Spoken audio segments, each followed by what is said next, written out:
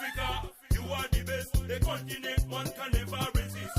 Gas a place, my sweet motherland, full of riches and resources. First of all, I'll avoid the green, the forest, the valleys, and the mountains. Diamond, silver, gold, and the crop. The famine in Africa, it will never be.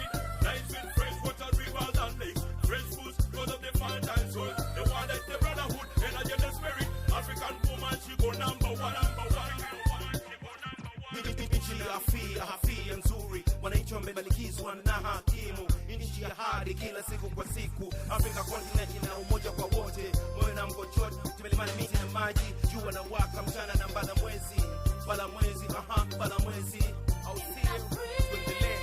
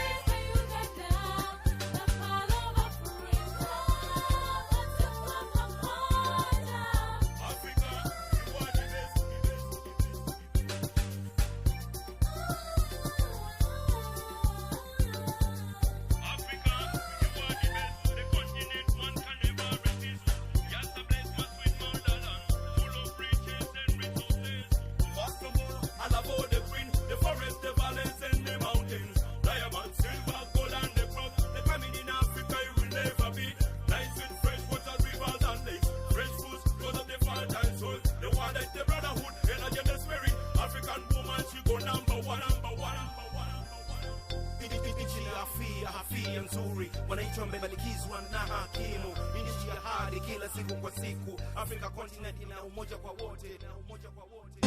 Every time I ride. Fellow countrymen, today I found it's a time when I would make a message to Ugandans and in respect to our country, which has been identified as part of Africa. We move all over the world. You find that Uganda, one wouldn't be wrong to have called it part of the world. It's true, it would be part of the world. When you look at the features of Uganda, when you look at the wonderful climate, when you look at the water bodies, fresh water bodies, you look at the greenery, you look at the Atlantic hills, you look at the animals we have around, you look at the you look at the organic soils we have here, which of course gives us organic food. When you look at almost everything, Uganda really deserves to be called part of Africa. Yeah. During colonial rule, Uganda was developed according to the environment and according to the nature. And this is when Kororo, Nakasero, Bugorobi, Mbuya, all of them were developed during those colonial times. And now, as I talk today, the value of an acre in that area is not less than 1 billion. The minimum, 1 billion. But when you move just across here, next road here, like Mengo, you find that a Mengo or Kamocha, you find just an acre, 100 million. What causes the difference? The difference is that the other one is organized, and the other one is disorganized. So why should we lose that for those values? Why shouldn't we copy that kind of stuff? So Uganda, when we look at those areas, how they are being developed, plus, so if Uganda was homogeneously developed like Kororo, then Uganda would qualify to be the part of the world. But unfortunately, we are not part of the world, because once you remove Kororo from since the colonial regime, we expanded and created another Kororo, which is the Katwe, which is the Chivro, which is with no roads, with no mean, with no stormwater consideration, no trees, no flowers, nothing, only to live in a disorganized settlement. So, one can wonder, from since colonial time up to today, with all the leaders we have got, with all the policy makers we have got, really, does it mean that we Ugandans, we cannot organize ourselves, we cannot capture, we cannot have orderly development, since we have seen that orderly development is a value, okay? And disorderly development multiplies everything to be zero value. So why shouldn't we really appreciate, why shouldn't we develop a culture of appreciating orderly development?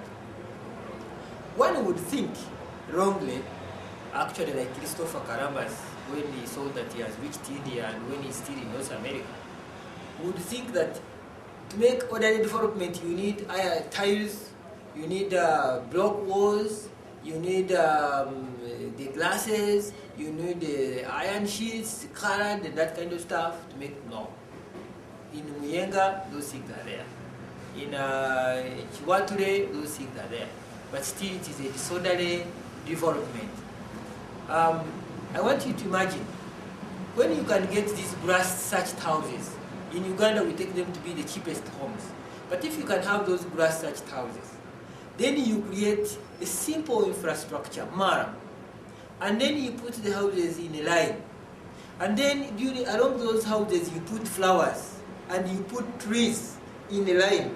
And then you provide an area for garbage disposal. Then you also provide an area where the water can run. And then you clear the bush. And then with those set up of those grass-thatched houses in that line, and with the flowers in a pattern. And if we find such a kind of a village, how can you compare it with Katwe? How can you compare it with Chivuro? How can you compare it with any other kind of stuff?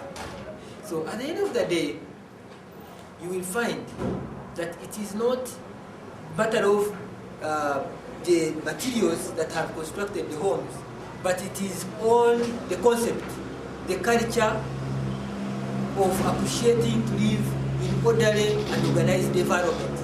So the whole thing is psychological. Once we believe, once we appreciate that orderly development, then you can put it in, you can have it in any form, either in grass-thatched houses, either in tile houses, or either in iron sheet houses, either in brick walls, either in block walls, either in mantle, either in timber. You are getting me? Still you can have such an orderly development. And then when you have such a kind of thing, that's when you can realize that this is real development. That's when you can realize that this one is, that's when you can realize that really Uganda is part of. That's when you can relate it with nature. And everything becomes so beautiful because it becomes homogeneous.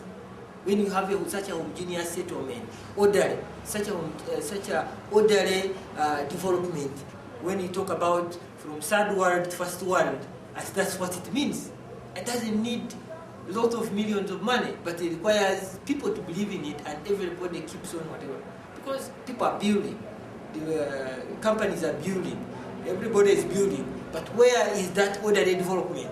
Blocking each other. When he builds in the middle of the road, he blocks the road and he blocks the water from running, whatever. Another one puts a church in the middle of an industrial area. Another one puts an industry in the middle of residential area. So at the end of the day, it becomes a mixed up stuff. And at the end of the day, we don't achieve that character of orderly development. But now, ladies and gentlemen, countrymen, I know you and me, you and me, we can cause a change. We can cause a change only and only if we can advocate for this, if we can sell a message, if we can sensitize, if we can mobilize, if we can participate, if we can dream, if we can put on our hands, if we can be real, if we can mentor our people, our brothers and sisters, who are the future of tomorrow, who are the future of the day after tomorrow. If we mentor them to believe in this kind of thinking, then it means Uganda can be different. But if you and me also keep quiet and look at things without saying anything, without starting something, then Uganda of tomorrow, Uganda of our future is going to be a national slum. So ladies and gentlemen, it is not money that is important, it is not anything that's, but the only thing is the culture of appreciating orderly development. If we advocate for it, if we mobilize our people, if we sensitize them, if we bring up all the challenges we have, if we share the ideas together, if we focus on one thing of orderly development, there is no way how we can fail to achieve it. Because the only thing starts with our policymakers. Our policymakers don't have that culture. You find a policymaker is the one building in the middle of the road, is the one building in a swamp. You find is the one building a church in the middle of an industrial area. You find the one building an industry in the middle of a residential area. So at the end of the day, what's that? So if our policymakers, as of today and of tomorrow, then we can transform this country, and the country can look different. It is from this very background that I myself, because me, I believe in organized living environment. That's what I believe in, that's what I dream. I found that I can call upon those who believe in me, then we can start, then we can cause a change. These are three principles I believe in. When you believe in something,